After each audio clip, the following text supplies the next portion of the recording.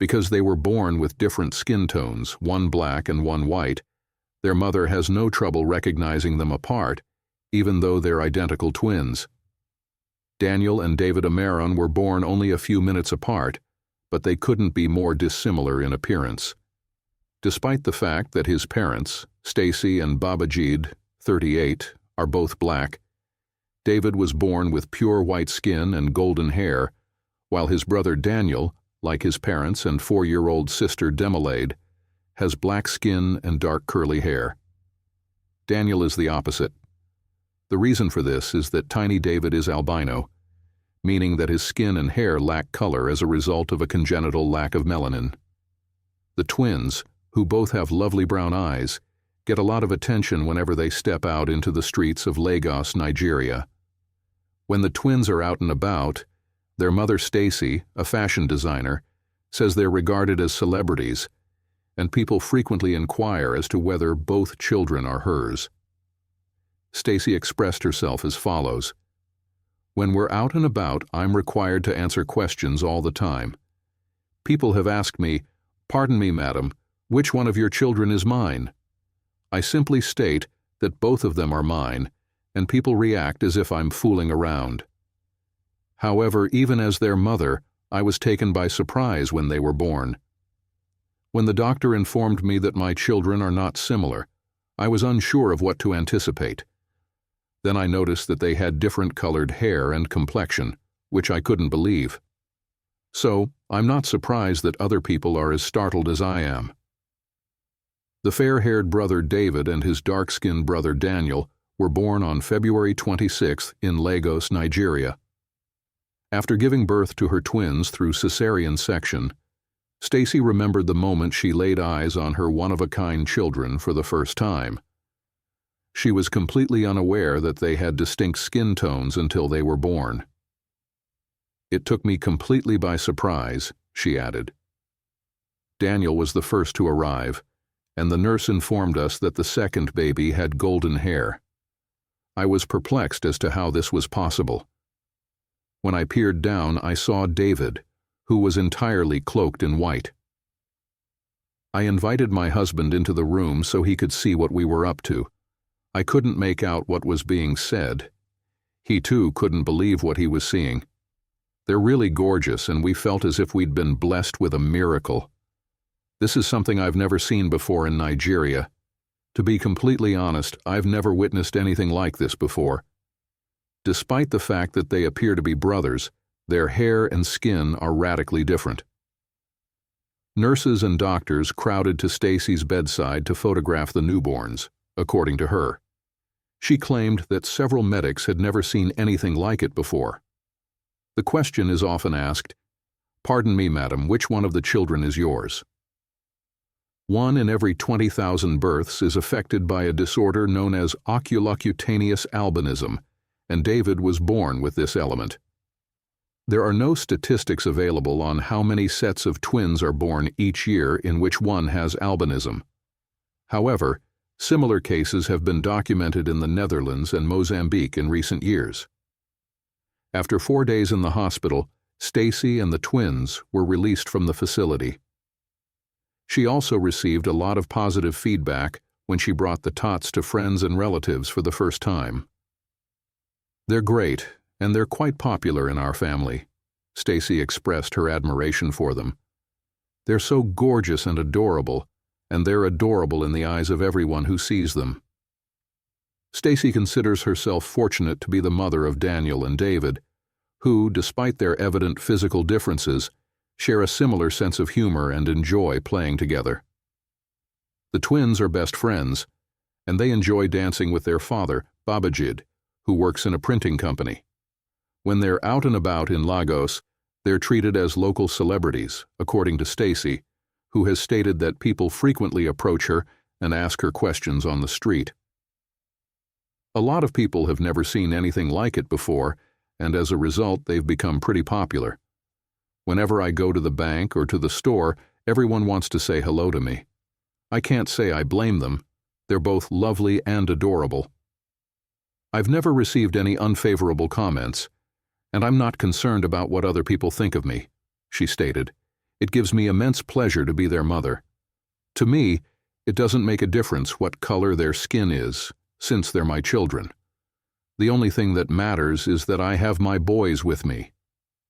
It's believed that David may be one of the only albino newborns born in Lagos because of the rarity of oculocutaneous albinism in African countries. Her memories include instances in which women have confided in her that they would pray at night in hopes of one day giving birth to twins like Daniel and David. It's not every day that you get to meet babies like Daniel and David, Stacy explained.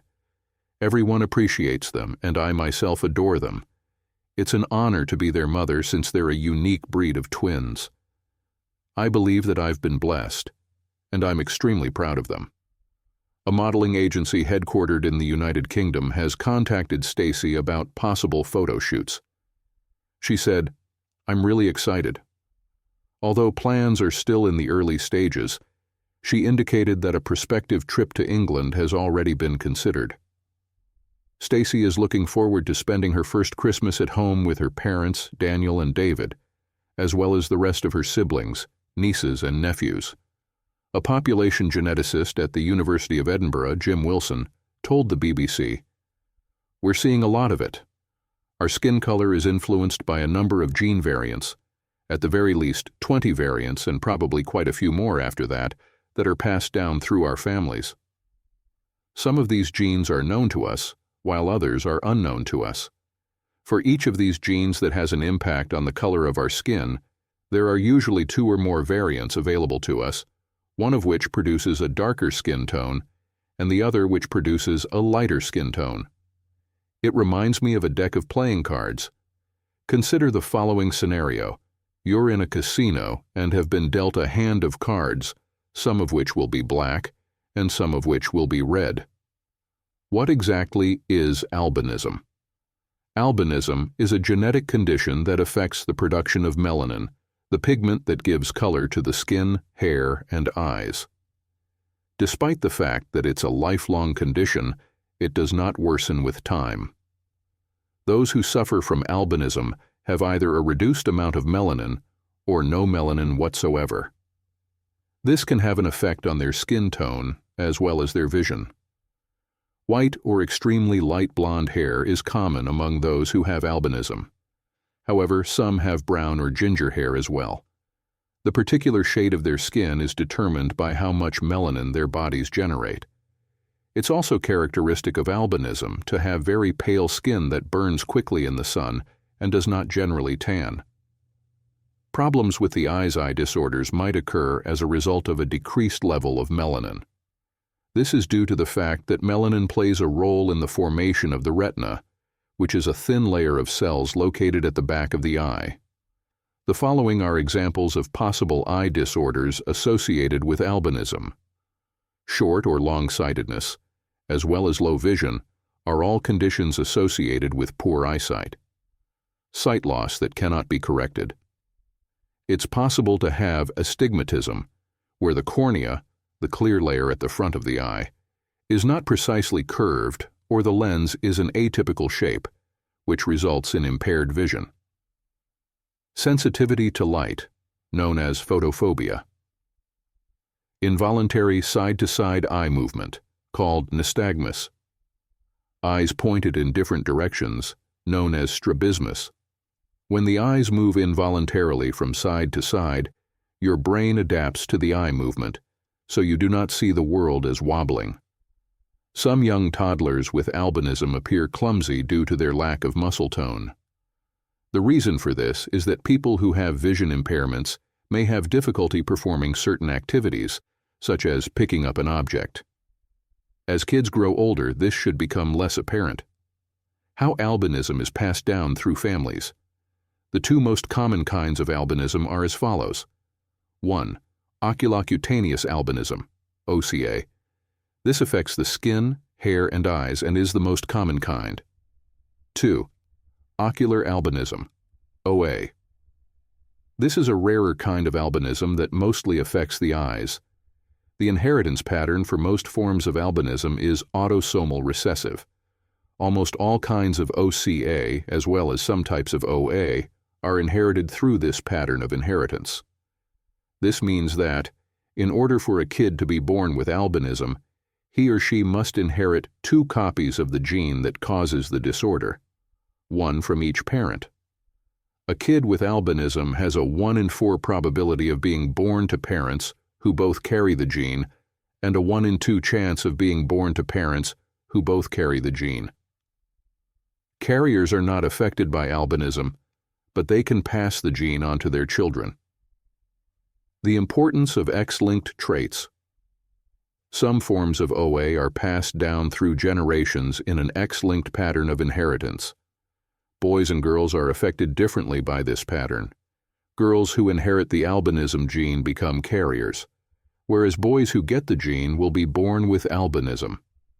It's estimated that 1 in every 2 daughters will be born with an X-linked kind of albinism, if their mother is a carrier for this condition. 1 in every 2 of her sons will be born with albinism, according to the odds.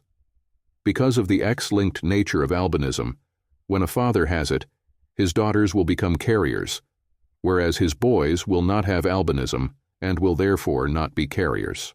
Genetic counseling is available. Consult your primary care physician about obtaining a referral for genetic counseling if you have a family history of albinism or a child who is affected by the disorder. A genetic counselor is a professional who provides information, support, and counseling to those who have genetic disorders. For example, you can discuss with them how you came to have albinism and the likelihood of passing it on to your children. Albinism is a lifelong ailment, but it doesn't become worse with time, according to the National Health Service. Albinism is caused by defective genes that are passed down from one's parents to their children. In the vast majority of cases, albinism is inherited through an autosomal recessive pattern of inheritance. This means that, in order for a child to have the disorder, he or she must inherit 2 copies of the defective gene, 1 from each parent. A kid with albinism has a 1 in 4 probability of being born to parents who both carry the gene and a 1 in 2 chance of being born to parents who both carry the gene. Carriers do not experience albinism, but they can pass on the defective gene to their offspring. Thanks for watching. Please like and share the video on social networks.